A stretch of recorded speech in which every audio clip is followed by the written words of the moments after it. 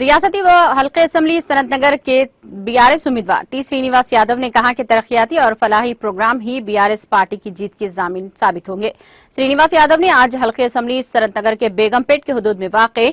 देवड़ी, तबेला, विखाननगर, भगंतापुर में घर घर पहुंचकर इंतखाबी मुहिम चलाई। इस मौके पर खिताब करते हुए उन्होंने कहा कि रियासत तेलंगाना की तश्कील के बाद वज़ीर आला केसीआर की क़ियादत में जो तरक्याती और फलाही प्रोग्राम अंजाम दिए गए हैं, जिनको गुज़िश्ता 50 सालों में नहीं किए गए, उन्होंने कहा कि वज़ीर आला केसीआर ने तमाम तबक़ात की आवाम की फलाह बहबूद के लिए काम किया है। श्रीनिवास यादव ने कहा कि बरसों तक मुल्क पर हुकूमत करने वाली कांग्रेस पार्टी ने मुल्क की तरक्की को नजरअंदाज कर दिया है, लेकिन अवाम चाहते हैं कि अब जो तरक्याती और फलाही प्रोग्राम चल रहे हैं वो जारी रहें। उन्होंने वाज़ेह किया कि तीसरी बार वज़ीर आला के तौर पर केसीआर की क़ियादत में बीआरएस हुकूमत कायम होगी।